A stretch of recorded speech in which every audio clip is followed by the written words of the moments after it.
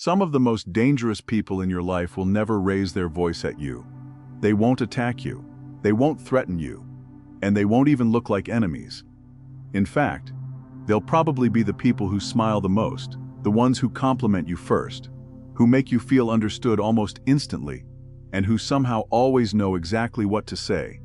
And that's what makes them dangerous. Because manipulation is rarely aggressive in the beginning, it's attractive, it's warm, and it feels safe. Machiavelli understood something most people still fail to see, that the people who want control rarely reveal power openly. They hide it behind charm, politeness, attention, and even kindness. Think about this for a second. Who do people usually trust the fastest?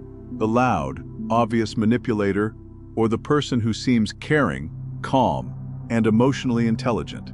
Exactly. That's why the smartest manipulators never force their way into your life. They study their way in. They observe your insecurities, your loneliness, your need for validation, and your emotional blind spots. And once they understand your psychology, they no longer need pressure. Timing becomes enough. That's the part nobody warns you about. Real manipulation doesn't feel like manipulation when it starts. It feels like connection, like chemistry, like someone finally getting you. Until one day you realize they know too much, influence too much, and somehow your decisions no longer feel entirely yours. That's not coincidence. That's strategy. Machiavelli wrote that people judge more with their eyes than with their minds. In other words, if someone looks trustworthy long enough, most people stop questioning their intentions completely. And honestly, that's how lives quietly fall apart, not through obvious enemies, but through calculated people disguised as loyal friends. In this video, you're going to discover the 7 types of people Machiavelli would immediately recognize as dangerous, the ones who slowly gain influence, weaken your judgment, and position themselves close enough to control your direction without you even noticing. Once you see these patterns, you'll never look at niceness the same way again. Because true power is not learning how to manipulate people. It's learning when someone is trying to manipulate you. Number 1. Excessive praise is a trap disguised as connection. Most men never see it coming because their ego translates attention as respect, but that's the mistake. The people who want access to your mind rarely begin with control. They begin with admiration. They study you first, quietly, patiently, like a hunter watching movement in the dark before pulling the trigger. Notice how certain people compliment you too early. Not normal compliments, not casual respect. I'm talking about the kind that feels strangely specific. You're different from other men. You think deeper than most people. You've got real potential. You're not weak like everyone else. And the moment you hear those words, something shifts inside you, your guard lowers. Because deep down, most men are starving for recognition. Nobody talks about that part. Nobody admits it. A man can spend years feeling invisible, dismissed, and underestimated, so when somebody finally mirrors back the version of himself he wants to believe in, he attaches emotionally before he realizes it. That's how the hook sinks in. Machiavelli understood this perfectly. Flattery is not random, it's targeted psychological seduction. The manipulator searches for the wound beneath your confidence, then they feed it validation until dependency forms. And the dangerous part, it doesn't feel manipulative, it feels good. You think they understand you, you think they see you, but in reality, they're mapping your ego in real time. Watch this carefully. A man hears enough praise from a woman, a friend, a business partner, even a mentor, and suddenly he starts performing for approval without noticing it. He changes his tone, explains himself more, and tries to maintain the image they admire. Now he's no longer acting freely, he's acting strategically to avoid losing validation. That's control, and most men will never admit how easily they fall into it. I knew a guy years ago, disciplined, sharp, and physically imposing, the type who thought nobody could manipulate him. Then he met a woman who studied him better than he studied himself. She praised his ambition, his masculinity, and his rare mindset. Within weeks, he was emotionally addicted to her attention. The same man who prided himself on discipline started chasing replies like a teenager, rearranging priorities, and ignoring red flags he would have mocked another man for tolerating. Why? Because ego intoxication blinds intelligent men faster than lust ever will. That's why excessive praise is dangerous. It bypasses logic and goes straight to identity. And once someone controls your identity, they influence your decisions without force. Notice the sequence. First comes admiration, then agreement, then emotional closeness, and then subtle suggestions. By the time they start influencing your choices, it no longer feels like influence, it feels like trust. That's the illusion. Real respect is calm, it doesn't feel performative, and it doesn't feel excessive. Genuine people don't constantly sell you a reflection of yourself to keep you emotionally attached, manipulators do. Because praise is one of the cheapest investments with the highest psychological return. Strong men understand something most people never learn: compliments are information. Every time someone praises you intensely, they're testing where your ego is weakest. They're watching your reaction carefully. Which words make you lean in? Which validations make you open up? Which insecurities disappear the moment they admire you? That data becomes leverage later, so never get drunk on admiration. Accept respect, but stay emotionally detached from praise.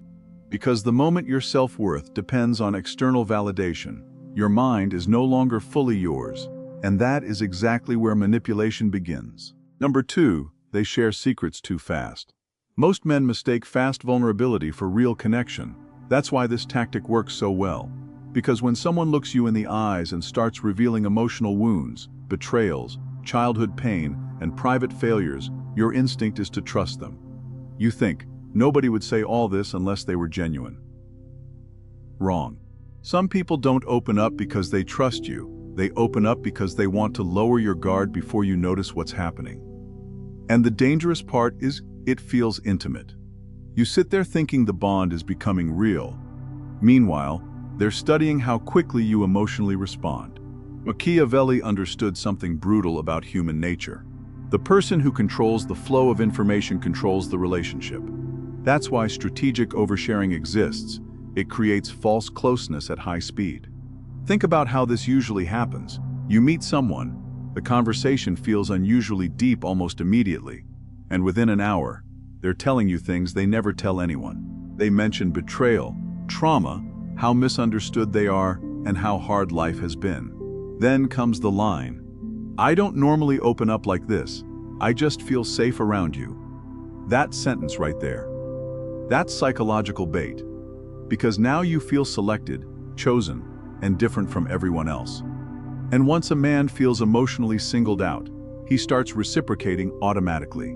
Now suddenly you're talking about your childhood, your failures, your ambitions, and your weak points, the things you normally keep buried.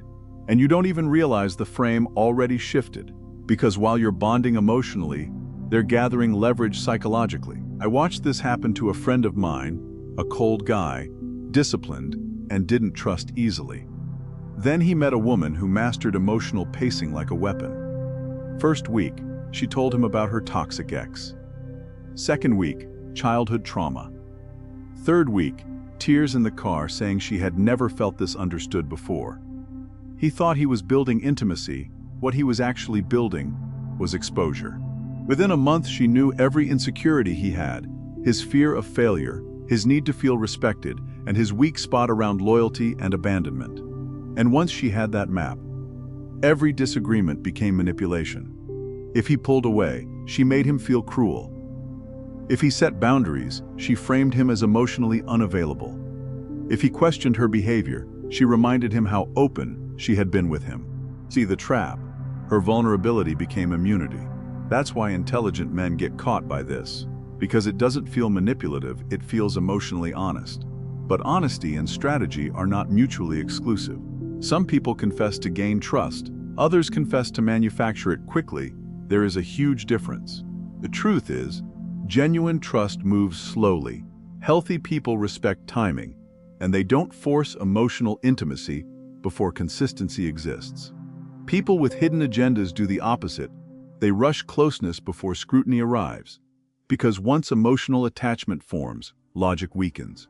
And once you reveal your internal world, your fears, your loneliness, your ego wounds, those things can be used later through subtle pressure. Not direct threats. That's amateur manipulation. Real manipulators use emotional memory. They remember exactly what destabilizes you, exactly what makes you feel guilty, and exactly what makes you chase validation. And one day you realize something uncomfortable. The person who knows the most about you quietly controls the emotional frame. That's why disciplined men stay selective. Not silent, selective. You do not hand people access to your mind just because they created emotional intensity for 2 hours over drinks at midnight. Anybody can create intensity, but very few deserve access. Remember this carefully. Fast vulnerability is not always connection. Sometimes it's reconnaissance disguised as intimacy. Number 3, constant agreement is not loyalty, it's surveillance disguised as connection. Most men feel comfortable around people who always agree with them. Same opinions, same reactions, and same worldview. It feels smooth, easy, like finally finding your people. That comfort is exactly what makes it dangerous, because intelligent manipulators understand something most men never learn. The fastest way to lower someone's guard is not through confrontation, it's through reflection. They mirror you, your opinions, your frustrations, your humor, and your beliefs about women, power, ambition, weakness, and society. And the more they mirror you, the more your brain starts labeling them as safe. That's the trap. Machiavelli understood this centuries ago. Men trust familiarity more than truth. If somebody sounds enough like you stop questioning their intentions entirely. Watch how this usually unfolds. You say something cynical about modern relationships, immediately they agree. Not normal agreement either, amplified agreement. Exactly. Nobody sees it the way you do. You're one of the few people who actually understands what's happening. That's why most men are lost. Now your ego gets involved because every man secretly wants confirmation that he sees reality more clearly than the crowd. The manipulator knows this, so instead of challenging your perspective, they feed it constantly. Not because they believe you, but because they're building access. I once knew a guy who got completely psychologically absorbed by a business partner like this. Every conversation felt perfect, same mindset, same ambitions, and same philosophy about discipline, money, and power. No friction, no disagreement, and no resistance. At first he thought, this is the realest person I've met in years. Months later he realized something disturbing. He knew everything about the man sitting across from him, except what that man actually believed. That's how mirroring works. You become emotionally visible while they remain strategically invisible. And most men never catch it because agreement feels like loyalty. But real loyalty has tension sometimes. Real men challenge each other, real thinkers disagree, and real respect survives friction. Someone who agrees with everything you say is usually doing one of two things: avoiding conflict because they're weak, or studying you because they want influence. Both are dangerous in different ways. Notice the psychology behind this tactic. The more somebody validates your worldview, the more you unconsciously relax your critical thinking. Conversations stop becoming analysis and start becoming emotional reinforcement. Now you're no longer exchanging ideas, you're consuming validation. And validation is addictive, especially for men who feel isolated, misunderstood, or disconnected from society. That's why echo chambers feel powerful. They don't sharpen your perception, they sedate it. A skilled manipulator knows this, so they become whatever version of themselves gives them maximum access to your mind. Around one group, they're hyper-masculine. Around another, emotionally deep. Around powerful people, ambitious. And around wounded people, empathetic. No fixed principles, just adaptive identity. That's not authenticity, that's camouflage. And here's the darkest part. The person constantly agreeing with you is often gathering psychological data while revealing almost nothing themselves. Pay attention to that imbalance. You know their reactions, but not their convictions.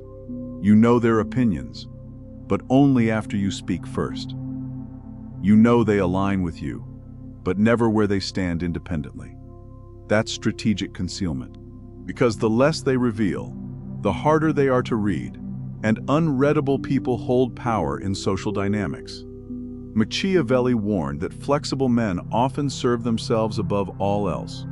A man with no stable center can become anything temporarily if advantage requires it. That's why disciplined men do not trust instant alignment. They watch for friction, for independent thought, and for disagreement delivered without fear. Because someone who can respectfully challenge you is usually more trustworthy than someone who endlessly echoes you. So when you meet a person who agrees with everything you say, don't get emotionally seduced by the harmony.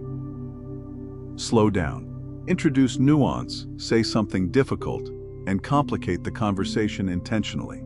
And watch carefully what happens when mirroring becomes harder. That reaction will tell you who they really are. Number 4, they help you before you ask, and most men completely misread this. Because on the surface, it looks like loyalty, support, and respect. But power rarely enters a man's life looking dangerous. Usually, it arrives looking useful. A guy offers to handle something for you. A woman starts helping. You organize your life. A friend jumps in to solve problems you never asked him to solve. At first, it feels good. Especially if you're tired, stressed, or focused on building something. Because when life gets heavy, support feels seductive. That's exactly why this tactic works. Machiavelli understood that obligation controls people more effectively than force ever could. A favor creates psychological debt, and psychological debt changes behavior quietly. Not immediately. That's the dangerous part. The manipulation is delayed. It starts small. Don't worry about it. I got you. It's nothing. But it's never nothing. Because the moment somebody does something for you that you didn't request, the frame subtly changes. Now there's an invisible balance sitting between you, and human beings hate imbalance. That's why men start tolerating disrespect from people they owe. They become softer, more agreeable, and less confrontational. Because subconsciously, they feel repayment pressure. I've seen strong men become emotionally compromised by this without realizing it. One guy I knew built his business from nothing, ruthless discipline, clear mind, independent. Then an older mentor entered his life. At first, the man was incredibly generous, introductions, opportunities, advice, and money when things got tight. He kept saying the same thing, "You're like a younger version of me. No need to pay me back." Sounds noble, right? Until the expectations started appearing. Small ones at first, calls answered immediately, loyalty tests disguised as favors, pressure to agree publicly, and pressure to stay aligned privately. And because the debt was emotional instead of financial, saying no started feeling morally wrong. That's how control begins. Not through intimidation, through obligation. The manipulator becomes psychologically expensive to disappoint.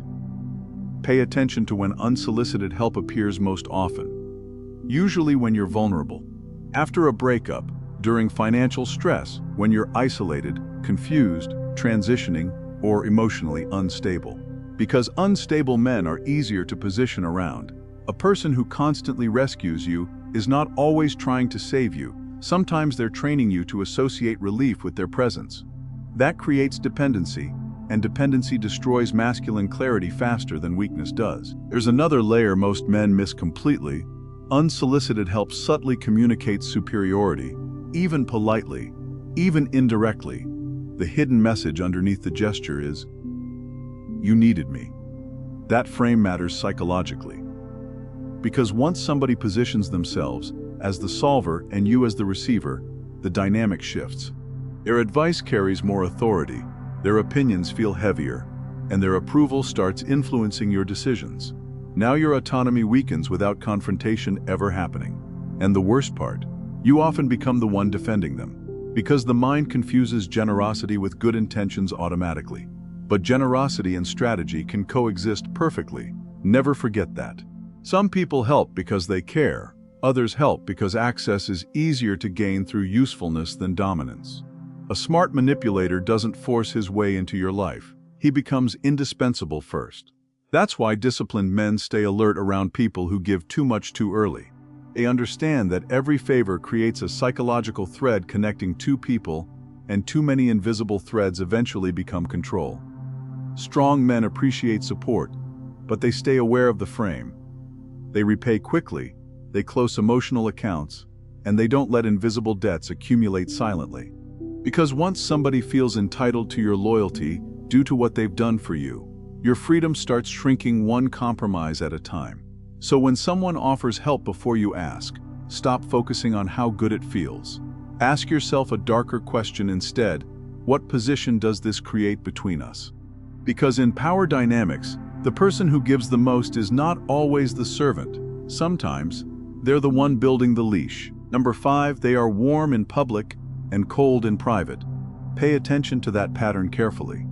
Because inconsistency is rarely confusion. Usually, it's strategy. You've probably met someone like this before. Around other people, they're charismatic, engaged, and smiling. They shake your hand firmly, speak highly of you, and act like there's mutual respect. But the moment the audience disappears, everything changes. The energy drops, the warmth vanishes, replies become dry, and conversations feel controlled, detached, like you suddenly became inconvenient the second nobody was watching. And the worst part, it messes with your head. Because now you start questioning your own perception. Maybe I'm overthinking it. Maybe they're just stressed. Maybe I imagined the distance. No, you felt the shift because the shift was real. Machiavelli understood that appearances are social weapons. Some people do not build relationships, they build optics. Public friendliness is not always connection. Sometimes it's reputation management. Because if everybody sees them as charming, generous, and emotionally intelligent, then they control the narrative before conflict even exists. That's power. And men fall for this constantly, especially men who value loyalty. Because public warmth creates emotional confusion. You remember how they looked at you in front of everyone, how respectful they sounded, and how supportive they appeared. So when the coldness appears privately, your brain tries to reconcile two different realities at once. That internal conflict weakens judgment, and weakened judgment makes manipulation easier. I knew a guy who dated a woman exactly like this. In public, she was obsessed with him, touching his arm, praising him in front of friends, posting him online like he was the perfect man. Everyone envied the relationship. But privately, cold, emotionally unavailable, and constant distance. Whenever they were alone, she acted irritated by his presence. Conversations felt mechanical. Affection disappeared completely unless other people were around to witness it. You know what happened to him? He became addicted to chasing the public version of her. That's the trap. He kept thinking, if I can just get things back to how they are around other people. But that version was never real, it was performance. And performance is one of the most dangerous forms of manipulation because it creates plausible deniability. If he complained, nobody believed him. She seems amazing. She treats you so well. You're lucky to have her. That's how these people protect themselves. Their public image becomes armor. Meanwhile, privately, they remain emotionally unreadable. And unreadability creates power. Because when you cannot fully read someone, you start overanalyzing them, adjusting yourself, seeking clarity, and trying harder to regain their warmth. Now the control dynamic has already formed. Notice how strategic this behavior really is. Publicly warm people gain social credibility, privately cold people maintain emotional distance. That combination allows them to receive admiration without surrendering vulnerability. In other words, they control access while keeping you emotionally uncertain. And uncertainty is psychologically addictive, especially for men raised to earn approval through performance. That's why some men spend years trapped trying to win back consistency from people who were never consistency to begin with. Machiavelli warned that people seeking dominance avoid true emotional equality. Real intimacy creates accountability. Real connection exposes motives. Manipulators prefer controlled distance because distance preserves leverage. Watch the patterns carefully. Do they become more charming when other people are present? Does the affection disappear in private? Do they praise publicly but withdraw emotionally behind closed doors? That's not emotional instability, that's calculated contrast. And once you recognize it, stop chasing explanations. Strong men do not beg for consistency, they observe patterns and adjust access silently. No emotional speeches, no desperate confrontation, and no need to prove what you feel, just distance. Because the moment you stop feeding the dynamic, one of two things happens. Either the mask slips, or the performance intensifies. Both reveal the truth. Remember this carefully. People who genuinely value you do not require an audience to show respect. If somebody only treats you well when others are watching, they are not building connection, they are building an image. Number 6. They ask personal questions disguised as care. This one is dangerous because it feels innocent. Nobody gets defensive when someone sounds concerned. Nobody thinks, "I'm being psychologically profiled right now." That's why the smartest manipulators don't interrogate you aggressively, they study you softly. They lower their voice, they look you dead in the eyes, and they ask questions that sound emotionally intelligent. How are you really doing? What's been weighing on your mind lately? Why do you think that affected you so deeply? Sounds caring, doesn't it? But Machiavelli understood something most people never will. Questions are not always curiosity. Sometimes they're reconnaissance. Every answer you give reveals part of your psychological structure, your fears, your ego wounds, your insecurities, your emotional triggers, your need for validation, and your unresolved anger. And once somebody understands those things, influence becomes easy. Watch the timing of these conversations carefully. These people rarely ask deep questions when you're emotionally stable. They ask when you're vulnerable. After rejection, after failure, late at night, after alcohol, during loneliness, or when your confidence is slightly cracked open. That's not coincidence. Emotionally weakened men reveal information faster because pain creates the illusion of intimacy. I knew a guy who got caught in this without realizing it. He met a woman who asked questions like she was trying to understand his soul. At first it felt refreshing. Most people never asked him anything meaningful. But she wanted details, his childhood, his relationship with his father, his fears about failure, what hurt him most in past relationships, and what kind of disrespect he could never tolerate. He thought, she actually cares about me. No, she was building a psychological map. And the terrifying part, she used every answer later with surgical precision. When he pulled away emotionally, she triggered his abandonment wounds. When he became distant, she questioned his masculinity subtly because she knew insecurity lived there. When arguments happened, she framed his reactions using the exact emotional language he once trusted her with privately. That's the danger of overexposure. People remember your weaknesses more than your strengths, especially manipulative people. Machiavelli understood that knowledge creates silent power. A man who knows nothing about you has limited influence, but a man who knows your internal world can shape your emotions without force. That's why strategic people ask questions constantly while revealing very little themselves. Pay attention to that imbalance. You leave the conversation feeling emotionally exposed while knowing almost nothing real about them. That's not connection, that's information extraction. And modern men are especially vulnerable to this because most have never truly been listened to before. So the moment someone gives focused attention, deep eye contact, and emotional curiosity, they confuse attention with loyalty. Huge mistake. Attention is cheap. Access is expensive. There's another layer most men miss. Some questions are not meant to understand you. They are meant to reshape how you see yourself. Why are you so guarded? Don't you think you overreact sometimes? Why does that bother you so much? Notice the frame. The question itself subtly challenges your perception. It makes you second-guess your instincts. Over time, repeated questions like this begin altering your self-image quietly. That's psychological conditioning disguised as empathy. And because it sounds calm and emotionally mature, most men never resist it. But disciplined men understand something critical. Not everybody deserves access to your inner world. You are not obligated to explain yourself deeply just because somebody asks in a soft voice with good eye contact. Strong men stay selective, not emotionally closed, strategically guarded. They answer carefully, reveal slowly, and observe constantly. Because once someone gains enough insight into your mind, your behavior becomes predictable, and predictable men are easy to control. Remember this, people who truly care about you respect boundaries naturally.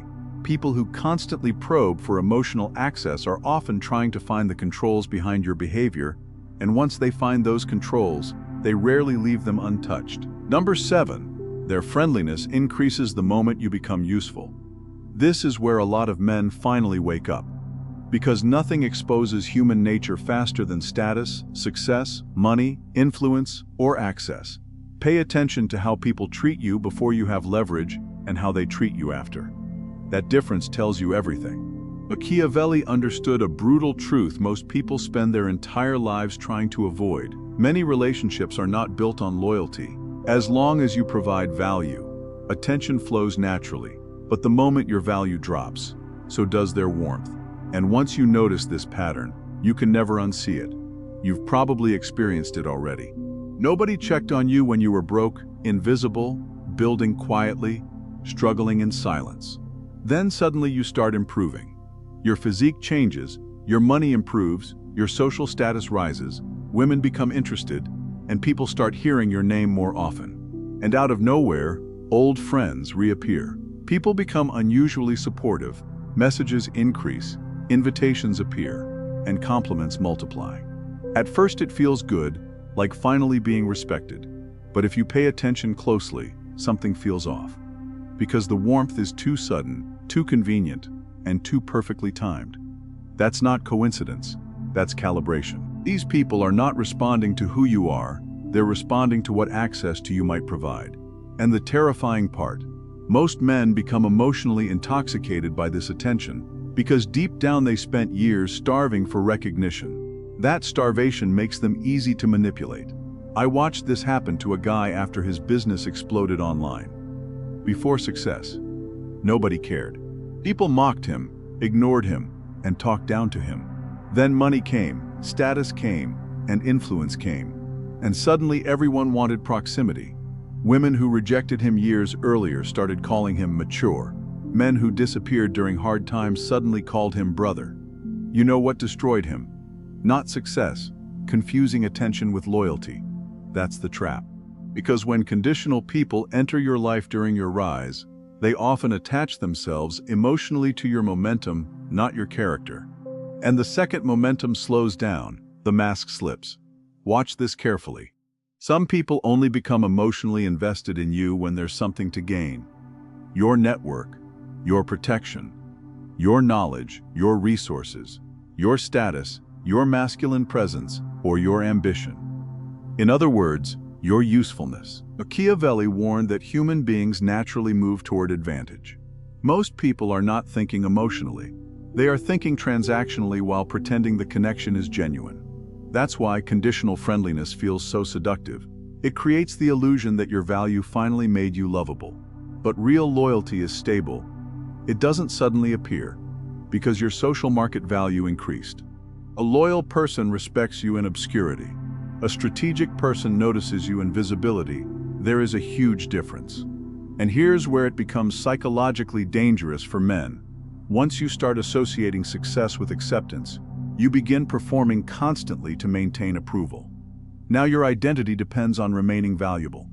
You stop resting, stop trusting, and stop feeling safe being human. Because subconsciously, you fear that if your value drops, the people around you disappear too. And honestly, sometimes they do. That realization hardens a man permanently, but it also sharpens him. Because once you understand that many people are loyal to the benefits you provide, not to you personally, you stop becoming emotionally reactive to praise, attention, or sudden admiration. You observe instead. You study timing. Who supported you when there was no spotlight? Who stayed when there was nothing to gain? Who respected you before success made association beneficial? Those people matter. Everyone else, watch carefully. Because conditional warmth is one of the clearest signs of hidden self-interest.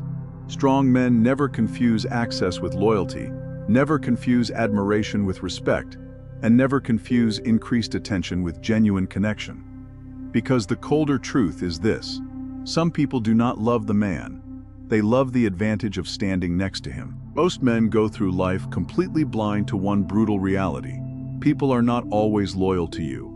They are loyal to how you make them feel, what you provide, what you represent, or what they can gain by standing close to you. The moment you truly understand that, your entire view of relationships changes. Suddenly, things that once confused you become painfully clear: the friend who disappeared when you had nothing to offer, the woman whose energy shifted the moment your attention weakened, and the people who praised you publicly but privately competed with you in silence. You stop taking it personally, because now you see the mechanism underneath the behavior. Machiavelli understood something most people are too emotionally attached to admit. Human beings are deeply driven by self-interest. Not always maliciously, not always consciously, but consistently. That's why appearances are so dangerous. A smile means nothing by itself. Charm means nothing by itself. Kindness means nothing by itself. Context is everything. Some people hug you while measuring your usefulness. Some people compliment you while studying your weaknesses. And some people support you publicly while quietly hoping you fail privately. And the terrifying part? They often don't even see themselves as manipulative. That's how natural self-interest is. You have to understand this, or the world will keep humiliating you emotionally. Because naive men operate on words. Disciplined men operate on patterns. A weak man hears, "I care about you." A sharp man asks, "When do they care? How do they behave when I can no longer benefit them? What changes when I stop providing attention, access, validation, money, status, or emotional energy?" That's where truth reveals itself. I remember hearing a guy say something after a brutal breakup that stayed in my mind for years. He said, "The hardest part wasn't losing her. The hardest part was realizing she only loved the version of me that made her life easier." That sentence destroys people when they finally understand it. Because most men secretly believe loyalty is unconditional if they love hard enough, provide enough, and sacrifice enough. It isn't, not in this world. And once you accept that reality, something inside you changes permanently. You become calmer, more observant, and harder to manipulate. Not cold emotionally, precise psychologically. That's the difference. Machiavelli never taught paranoia, he taught awareness. There's a huge difference between becoming bitter and becoming perceptive. A bitter man distrusts everyone emotionally, but a perceptive man watches behavior objectively. He notices timing, consistency, patterns, and shifts in energy. He notices who becomes warmer when he rises and distant when he struggles. He notices who asks questions but never reveals themselves, who flatters excessively, who mirrors too perfectly, who only values him publicly, who creates invisible debts through favors, and who studies him emotionally while pretending to care. And once you see these patterns enough times, something uncomfortable happens. You realize manipulation rarely looks aggressive. It looks friendly, helpful, attentive, and emotionally intelligent. That's why so many men never see it until damage is already done. Because the most dangerous people are rarely the loud enemies. Usually, they're the quiet opportunists standing close enough to touch your shoulder while calculating your value in real time. That's why emotional discipline matters, not because emotions are weakness, but because uncontrolled emotions distort perception. And once perception is distorted, manipulation becomes easy. So stop judging people by intensity, by charm, by words, or by attention. Watch consistency instead. Watch who remains solid when there is nothing to gain. Watch who respects boundaries without punishment. Watch who stays the same without an audience. That's rare, and rare things are valuable. At the end of the day, true power is not becoming manipulative yourself, it's becoming impossible to manipulate. Because once a man learns to separate genuine connection from strategic behavior, he stops chasing validation, stops over-explaining, and stops surrendering access too easily. And that changes everything. Remember this carefully. The world is not driven by fairness. It is driven by incentives. The men who understand that move differently forever.